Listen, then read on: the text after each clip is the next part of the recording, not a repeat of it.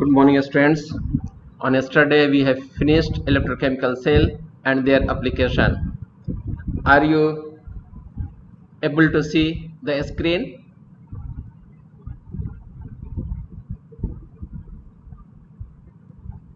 Yes, sir. चलो ठीक है बेटा. तो today we will discuss about the Daniell cell or the galvanic cell. ठीक है, it consists of two half cell. Daniell cell या galvanic cell दो हाफ से मिलकर के बने हुआ होता है ना. एक है आपका ऑक्सीडेशन हाफ सेल जिसमें ऑक्सीडेशन होता है. Another one is reduction half cell in which reduction takes place. Those half cell which is kept on left hand side is known as oxidation half cell, and those half cell which is kept on the right hand side is known as a reduction half cell. ठीक है, that half cell which contains electrode, its electrode potential should be lower ना. that means reduction potential की बात कर रहा हूँ. for the sake of actually there are two types of electrode potential, that is oxidation potential and reduction potential. their numerical value is equal but they have opposite sign only. ठीक है, तो क्या कहा जाता है आपका जो for the sake of convenience reduction potential is in practice. तो those electrode ना which is present in oxidation half cell which is kept on left hand side contains or have less reduction potential and behave just like a anode, and as you know this terminal is regarded as negative terminal as it requires negative charge. ठीक है, तो जिसके चलते इस पर negative charge होता है. therefore this terminal is regarded as negative terminal and it is anode where oxidation takes place, and that electrode which is on the right hand side, ठीक है, which is known as reduction potential and its terminal is positive and regarded as cathode. Its reduction potential is higher. Due to higher reduction potential here reduction takes place, therefore it is cathode. ठीक है, but the flow of electron ना, तो देखो flow of electron जो होगा इधर से होगा, एनोड से कैथोड की तरफ होता है. ठीक है, बट कन्वेंशनल करंट किधर से किधर फ्लो करेगा, तो कैथोड से एनोड की तरफ फ्लो करेगा. तो ये जिंक का इलेक्ट्रोड है, जिंक का कोई भी इलेक्ट्रोलाइटिक सोल्यूशन में डाल दिए. ये कॉपर इलेक्ट्रोड है, तो कॉपर का कोई भी इलेक्ट्रोलाइटिक सोल्यूशन में डाल दिए. ये यू शेपेड ट्यूब है जिसको हम लोग सॉल्ट ब्रिज कहते हैं. ठीक है, सॉल्ट ब्रिज बनाया कैसा जाता है, तो सबसे पहले अगर ले लिया जाता है. वाटर बाथ में उसको बॉयल कर दीजिए 60 डिग्री सेल्सियस के आसपास. बॉयल जब हो जाए उसमें हम लोग पोटासियम आयोडाइड डाल देते हैं. डालने के बाद जो यू शेपेड ट्यूब है उससे सक करते हैं, ऐसा ना हो कि मुंह में आ जाए, और इसके बाद उसको इन्वर्ट कर देते हैं. जैसे इन्वर्टेड कीजिएगा थोड़ा दोनों तरफ से मुंह बंद कीजिएगा, वो आपका सेमी सॉलिड में बदल जाएगा. ठीक है, इसके बाद उसको जिस तरह से डायग्राम उस तरह से रख दिए, और जैसे ही स्विच ऑन कीजिएगा करंट फ्लो कर जाएगा. बल्ब है तो थोड़ा देर के लिए बल्ब जल जाएगा. हाई रेजिस्टेंस होने की वजह से करंट बहुत कम फ्लो होता है. ठीक है, पोर्टेबल भी नहीं होता है. ठीक है, तो क्या कहा जाता है इसमें करंट का फ्लो कैसे कैसे होगा. देखो एक्चुअली जो ये आपका एनोड है इसका रिडक्शन पोटेंशियल लो है, that means it's oxidation potential है is high, therefore it has tendency to lose the electron and it will lose electron, so that electron will flow from zinc rod to cathode rod, a copper rod, that means from anode to cathode, while the conventional current will flow in opposite direction to that of the flow of the electron. Therefore this electron will flow from cathode to anode. Let us see how it will flow by animation.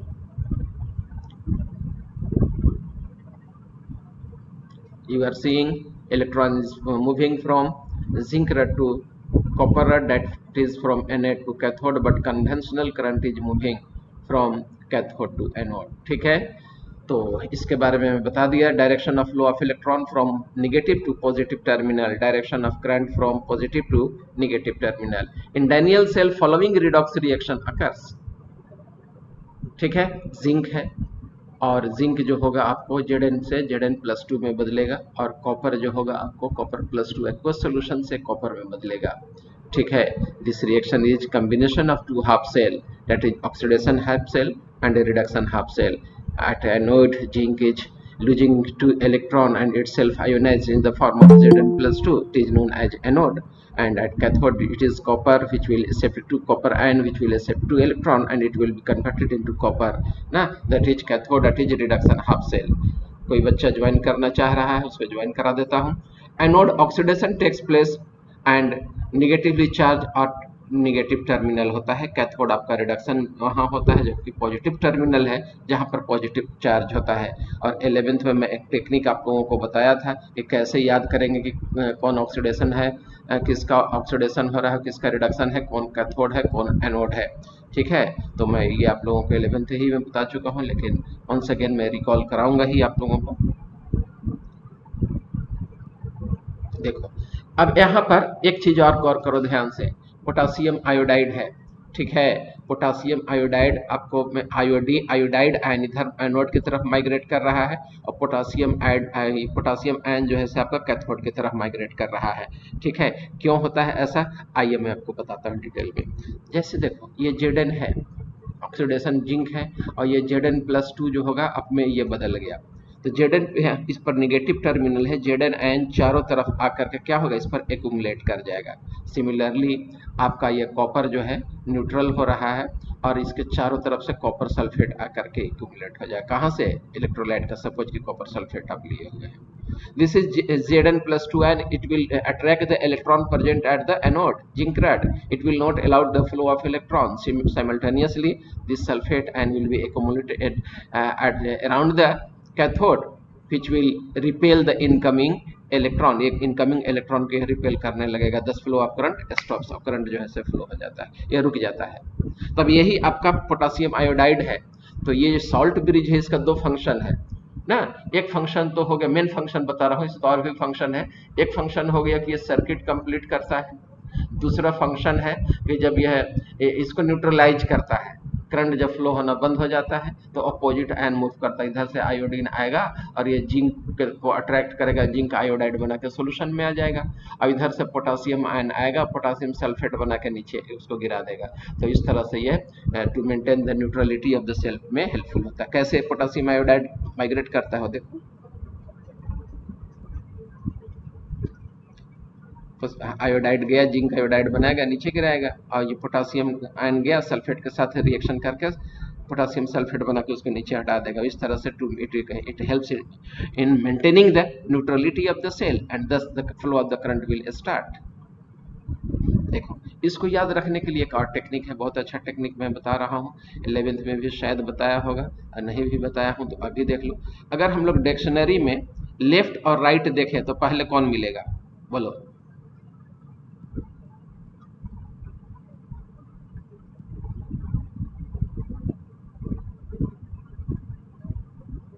हाँ जी बोलो, dictionary में left और right देखें तो पहले कौन मिलेगा, left, पहले लेफ्ट मिला, मैं यहाँ लेफ्ट लिख दिया, और डिक्शनरी में राइट बाद में मिलेगा, इसको हम बाद में लिख दिए। ठीक है, राइट। एनोड और कैथोड में अगर हम लोग डिक्शनरी में पहले देखें तो पहले कौन मिलेगा, एनोड, एनोड। तो देखो मैं लिख दिया यहाँ एनोड, मैं कुछ नहीं कर रहा हूँ, तुम लोग जो बता रही हो उसी को मैं यहाँ लिख रहा हूँ, एनोड। ठीक है, बाद में कैथोड मिलेगा डिक्शनरी में। ठीक है, तो यहाँ कैथोड लिख दिया मैं। पॉजिटिव और निगेटिव अगर हम लोग खोजें डिक्शनरी में तो पहले पॉजिटिव मिलेगा कि निगेटिव मिलेगा, निगेटिव, निगेटिव। पहले मैं यहाँ निगेटिव लिख देता हूँ।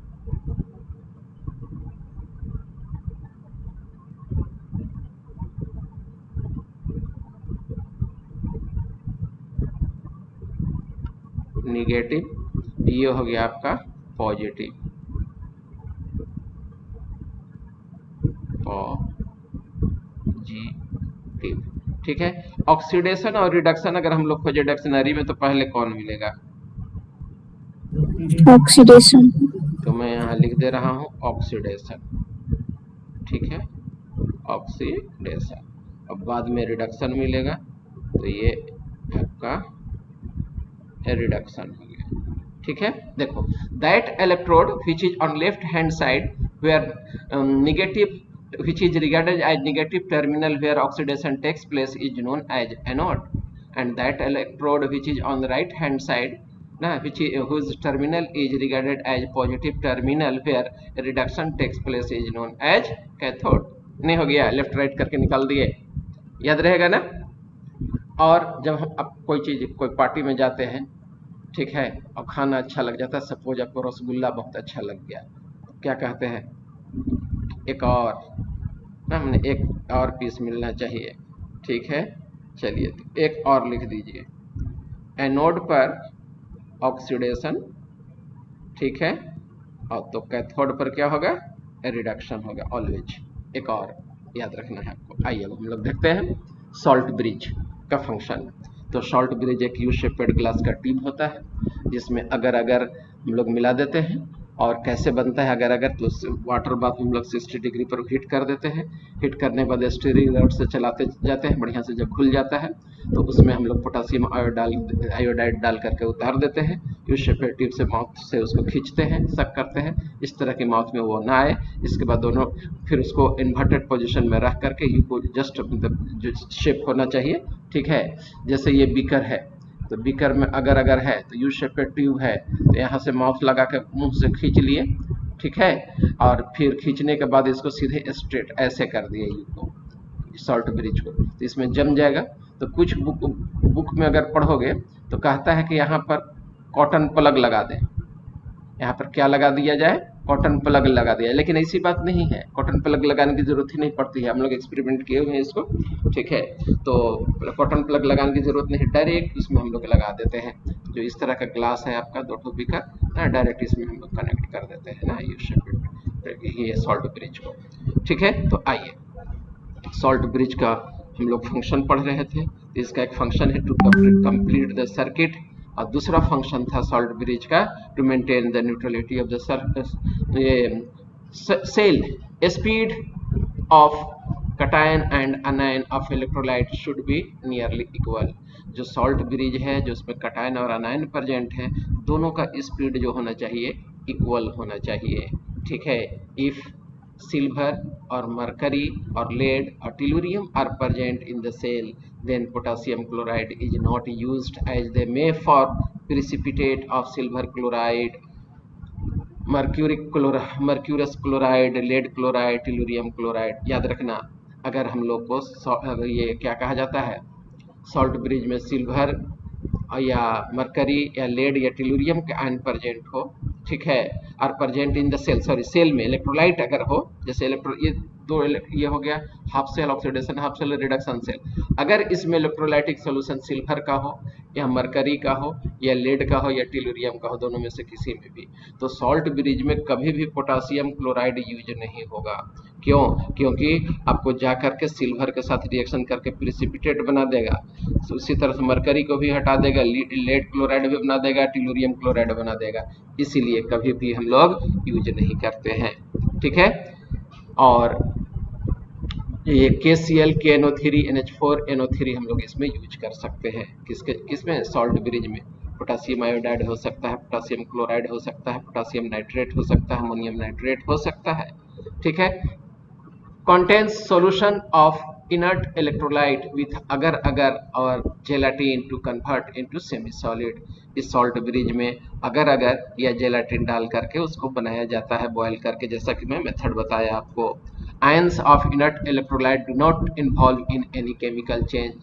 जो सॉल्ट ब्रिज में अनायंस प्रेजेंट है, आयंस प्रेजेंट है, यह इलेक्ट्रोलाइट के साथ कोई इनका इंटरेक्शन नहीं होना चाहिए ताकि कॉन्सेंट्रेशन चेंज नहीं करे, ठीक है। तो यहाँ तक हम लोग देख रहे थे। What is the function of salt bridge, तो इट कंप्लीट द सर्किट, एक हो गया फंक्शन। दूसरा हो गया it prevents the liquid junction potential. Liquid junction potential क्या है वो मैं आपको समझाऊंगा। तो देख लो, सपोज कि दो इलेक्ट्रोलाइटिक सेल है, एक जिंक का सेल है और दूसरा कॉपर सल्फेट का सेल है। इसमें जिंक रड डाला हुआ है और कॉपर सल्फेट में कॉपर रड डाला हुआ है, ठीक है। तो इसमें होता क्या है कि निगेटिव टर्मिनल है, ये पॉजिटिव टर्मिनल है। तो निगेटिव टर्मिनल है जो कटायन है, यहाँ पर इलेक्ट्रोलाइट आपका Zn+2 है, ठीक है। तो आयंस में तो Zn+2 रहेगा ही, और इसमें सल्फेट आयन है -2 रहेगा ही। ये अपोजिट चार्जेस दोनों यहाँ पर आ जाते हैं ना, और एक दूसरे को अट्रैक्ट करने लगते हैं, जिससे आयन का मूवमेंट रुक जाएगा, करंट जो है स्लो हो जाएगा। इसी को हम लोग लिक्विड जंक्शन पोटेंशियल कहते हैं। इलेक्ट्रिकल डबल लेयर का फॉर्मेशन हो जाता है। इसी चीज को आपको ये सॉल्ट ब्रिज प्रिवेंट करता है। तो तीसरा फंक्शन आपका ये हो गया, it prevents liquid junction potential. What is liquid junction potential? Whenever two liquid of cathodic and anodic compartment are brought in contact, there will be generation of electrical double layer, due to which a potential difference is generated called liquid-liquid junction potential, which opposes the electromotive force of the cell or potential difference of the cell. जो charge develop कर गया उसको electrical double layer कहते हैं, जिसके चलते potential difference होगा, और इसी पोटेंशियल डिफरेंस को क्या हम लोग कह दिए, लिक्विड लिक्विड जंक्शन पोटेंशियल कह दिए, which opposes the EMF of the cell. जो सेल का ईएमएफ होता है या पोटेंशियल डिफरेंस सेल का होता है उसको अपोज करता है। तो ये इलेक्ट्रिकल डबल लेयर हो गया आपका। If salt bridge is removed then voltage drops to zero. अगर सॉल्ट ब्रिज अगर हम लोग हटा देते हैं तो पोटेंशियल ड्रॉप हो जाएगा, करंट फ्लो नहीं करेगा। It maintains the electrical neutrality of the cell.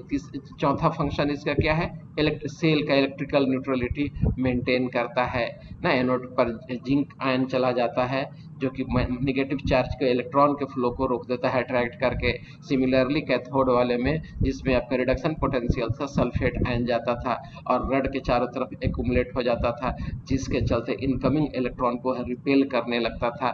ठीक है, इसलिए तो सेल जो है से वर्क करना बंद कर देगा। तो उस अपोजिट आयन मूव करता था सॉल्ट ब्रिज से, जैसे पोटेशियम ऐड में एनिमेशन से दिखलाया था, तो आयोडाइड जाता था, जिंक को हटाता था और आपको पोटेशियम सल्फेट को हटाता था और इलेक्ट्रिकल न्यूट्रलिटी मेंटेन हो जाती थी और करंट आपका फ्लो कर जाता था। ठीक है, according to IUPAC convention the standard reduction potential are now called standard electrode potential. In galvanic cell the half cell in which oxidation takes place is called anode, and it has a negative potential which with respect to the solution. The other half cell in which reduction takes place is called cathode, and it is positive terminal and it is kept on the right hand side. ठीक है, thus there exists potential difference between the two electrode as soon as switch is in the on switch।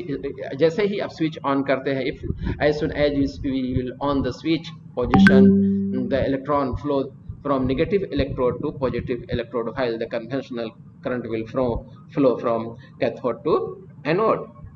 तो ये बता चुका हूं मैं। The potential difference between the two electrode of galvanic cell is called cell potential and is measured in volt। The cell potential is the difference between the electrode potential, reduction potential of the cathode and oxidation potential of anode।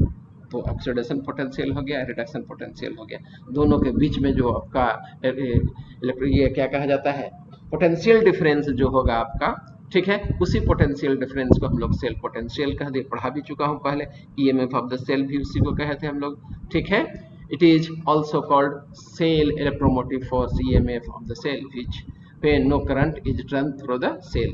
EMF कब कहेंगे, जब से current flow नहीं हो रहा हो, use नहीं किया जा रहा हो, तो उस वक्त हम लोग EMF कहते हैं, अदरवाइज सेल पोटेंशियल कहलाएगा। रिप्रेजेंटेशन और नोटेशन ऑफ गैल्वेनिक सेल, ये बहुत ही इंपॉर्टेंट है आपका। ठीक है,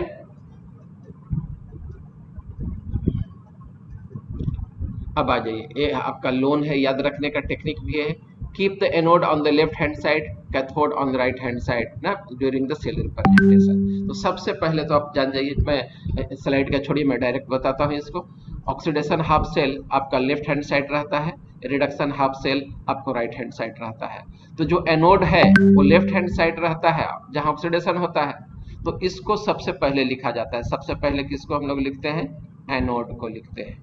ठीक है, और एनोड को लिखने के बाद ना सॉल्ट ब्रिज होता है, salt bridge represented by two vertical line, इस तरह से हम सॉल्ट ब्रिज को रिप्रेजेंट करते हैं। और राइट हैंड साइड हम लोग कैथोड लिख देते हैं। राइट हैंड साइड क्या लिख देते हैं, कैथोड लिख देते हैं। ठीक है, अब आ जाओ, एनोड को जब लिखने लगते हैं हम लोग तो सबसे पहले मेटल लिखा जाता है। सपोज कि जिंक इलेक्ट्रोड लिए हुए हैं तो जिंक पहले ले लेंगे, और जिंक क्या चीज में बदलता है, तो Zn+2 में बदलता है। ठीक है, तो Zn+2 यहाँ पर हम लोग दे दिए। ठीक है, अब आइए यहाँ पर जिंक आयन का कॉन्सेंट्रेशन कितना है वो दे दिया जाता है ना। यहाँ पर लिख देता हूँ कॉन्सेंट्रेशन C, तो यहाँ कॉन्सेंट्रेशन C हो गया। डबल ओब्लिक मतलब सॉल्ट ब्रिज। अब हम लोग कॉपर लिए थे ना कैथोड में, तो कॉपर लेने में सबसे पहले उसके आयन को, कैथोड लिखने में उसके आयन को हम लोग सबसे पहले लिखते हैं। तो कॉपर आयन ले लिए, ठीक है, इसका कॉन्सेंट्रेशन दे दिए, सपोज इसका कॉन्सेंट्रेशन C2 है, इसका कॉन्सेंट्रेशन C1, इसका कॉन्सेंट्रेशन C2 है, and separated by single vertical line and it will be converted into copper ना। तो ये हो गया स्टैंडर्ड नोटेशन आयुपैक के हिसाब से किसी भी इलेक्ट्रोलाइटिक सेल की रिप्रेजेंटेशन हो गया। ठीक है, अब इसी को तोड़ करके लिखना हो हम लोगों को तो कैसे लिखेंगे, तो देखो इसी को मैं जगह यहाँ पर है मेरा, यहाँ पर मैं लिख रहा हूँ। सबसे पहले एनोड लीजिए, जिंक ले लिए ना, और यह कन्वर्ट हो रहा है किस चीज में, तो Zn+2 में, तो यहाँ पर Zn+2 दे दिए। कैसा है, एक्वस सॉल्यूशन है। Zn+2 का कॉन्सेंट्रेशन कितना है, C1 है, कॉन्सेंट्रेशन यहाँ मेंटेन कर दिए, नहीं भी लिखिएगा तो गलत नहीं होगा। ठीक है, डाटा दिया हुआ रहेगा आपको। और कैथोड हो गया, कैथोड में पहले आयन लिखा जाता है, तो आपको आयनिक फॉर्म में है Cu+2। ठीक है, यहाँ Cu+2 दे दिए। अब यहाँ हम करेंगे क्या, इसका कॉन्सेंट्रेशन सपोज कि C2 है, तो यहाँ हम लोग C2 लिख दिए। ठीक है, और बदल रहा है कॉपर क्या चीज में, तो यहाँ दिया हुआ है आपको कॉपर में बदल रहा है, ये कॉपर में बदल, यही हो गया सेल रिएक्शन। ठीक है, तो ये एनोड और कैथोड का यह पूरा इलेक्ट्रोलाइटिक सेल का केमिकल रिएक्शन को ही रिप्रेजेंट में किया। आइए अब देखिए आप लेफ्ट साइड और राइट साइड अगर डिक्शनरी में खोजें तो पहले लेफ्ट मिलता है, बाद में राइट मिलेगा।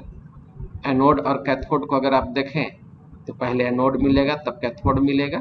ठीक है, उसी तरह से अगर हम लोग निगेटिव और पॉजिटिव को देखें तो पहले निगेटिव मिलेगा डिक्शनरी में, तब पॉजिटिव मिलेगा डिक्शनरी में।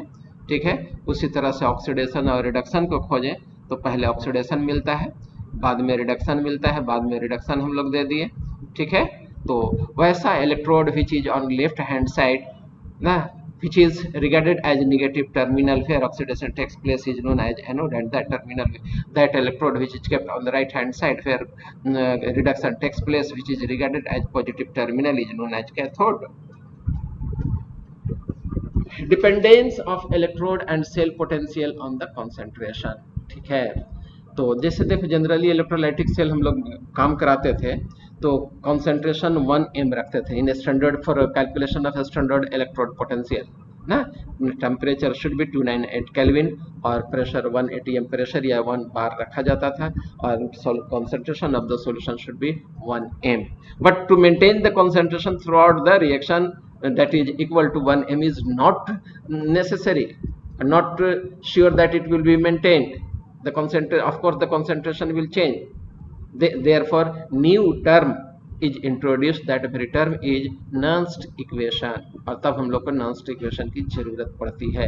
ठीक है, अदरवाइज अगर कॉन्सेंट्रेशन अगर यूनिटी हो दोनों इलेक्ट्रोलाइटिक सॉल्यूशन में तो उसमें हम लोग कैथोड माइनस एनोड कर देंगे तो ये सेल पोटेंशियल निकल जाएगा, लेकिन कॉन्सेंट्रेशन जो होता है during the course of the reaction में चेंज। देयरफॉर ठीक है, नर्न्स्ट इक्वेशन इज यूज। तो नर्न्स्ट इक्वेशन की यूज क्यों पड़ा वो आप जान गए। ठीक है, तो यहाँ पर बेटा आपको ये जानना है कोलराउस लॉ और नर्न्स्ट इक्वेशन दोनों में से एक पर न्यूमेरिकल बोर्ड में आने का चांसेज 100% है, आना ही आना है, आता ही है। ठीक है, तो आ जाइए आप। Electrochemical cells do not have always fixed concentration of the electrolytic solution, as you know electrode potential depends on the concentration of the electrolytic solution. Nernst equation gave a relationship between the electrode potential and the concentration of electrolytic solution known as Nernst equation, and it is used when the concentration is not equal to unity. Walther Nernst derived a relationship between the energy change del G and reaction quotient Q। ठीक है, और del जी इसके नर्न्स्ट equation के हिसाब से del G is equal to del G naught plus RT ln Q। ठीक है, और ये इक्वेशन आपका 1 हो गया। डेल जी जहाँ क्या है free energy change, del G naught क्या है standard free energy change, Q क्या है रिएक्शन कोशेंट है, concentration of product upon concentration of reactant ना, इन अदर देन इक्विलिब्रियम। तब उसको हम लोग क्या कहे थे, रिएक्शन कोशेंट कह दिए थे। 11th में पढ़े थे, इक्विलिब्रियम चैप्टर में हम लोग पढ़े थे। तो हम लोग एक और रिएक्शन पढ़े थे, del G is equal to minus NFE, where N हो गया number of electron will form during the flow during the chemical reaction, F हो गया फैराडे कांस्टेंट, E हो गया आपका क्या कहा जाता है इलेक्ट्रोड पोटेंशियल। तो आ जाइए आप and del G is equal to del G naught may be written as del G naught is equal to minus NF of the cell. ठीक है, now from equation 1 we have equation 1 को और इसको दोनों को मिला करके लिख दिए, तो दोनों को जब मिला करके लिखिएगा तो डेल जी का वैल्यू तुमको दिया हुआ है, ठीक है, डेल जी बराबर देख लो यहाँ देखो माइनस एन एफ ई, तो माइनस एन एफ ई लिख दिए हम लोग, ठीक है, यहाँ डेल जी के बदले में यहाँ डेल जी नॉट है, तो डेल जी नॉट बराबर आपका ये वैल्यू है लिखा हुआ, ये वैल्यू हम लोग यहाँ लिख दिए ई नॉट के साथ, ठीक है। अब आ जाइए R T L N Q, ये R T L N Q हो ही गया आपका, ठीक है। अब आ जाइए ये वैल्यू और ये वैल्यू दोनों में चेंज कीजिएगा, तो ये N F minus N F और माइनस एन एफ कट गया, बच गया क्या ई, इधर आओ यहाँ बच गया ई नॉट, तो ई बराबर ई नॉट माइनस, ठीक है। अब आगे आपका इसको सॉल्व कर दीजिए, सॉल्व कीजिएगा आर टी वाला का, तो ये हो गया आपका आर टी यहाँ कैपिटल टी होगा, ठीक है, और क्या कहा जाता है वैल्यू इसका रखेंगे, तो ये हो गया आपका एन एफ लॉग क्यू बच गया, एल एन है, ठीक है। कैसे आया, तो एल एन को लॉग नेचुरल बेस को लॉग 10 में कन्वर्ट कर दीजिए, तो 2.303 से मल्टीप्लाई करना होता है, तो यही हो गया आपको 2.303 आर टी, ठीक है, एल एन क्यू हो गया आपका, ठीक है। आ जाइए अब आगे हम लोग देखते हैं, तो इसी को नॉन्स्ट इक्वेशन हम लोग कहेंगे, ठीक है, और आगे चल करके हम लोग देखेंगे E is equal to E naught minus 2.303 R T upon N F log Q हो गया, where N number of moles of electron gained और लॉस्ट और transferred in a balanced equation. याद रखिएगा बैलेंस्ड इक्वेशन कहना जरूरी है, बैलेंस्ड इक्वेशन कहना जरूरी है। ई नॉट हो गया स्टैंडर्ड इलेक्ट्रोड पोटेंशियल, आर हो गया गैस कांस्टेंट, टी हो गया टेम्परेचर इन केल्विन, एफ हो गया Faraday constant 96,500 coulomb per mole at 25 degree Celsius. above equation may be written as E of the cell is equal to E naught of the cell minus 0.0591 upon n ना, यहाँ R का value रख दिए gas constant का, temperature आपका 25 degree Celsius हो गया, Faraday 96,500 हो गया, n हो गया आपका नंबर ऑफ इलेक्ट्रॉन, सब वैल्यू पुट कीजिएगा तो इतना आ गया लॉग क्यू ना, और लॉग क्यू क्या है, concentration of product upon concentration of reactant. तो ये इस इक्वेशन को आपको याद रखना है, डेरिवेशन नहीं पूछेगा, फाइनल इक्वेशन ये है, ठीक है।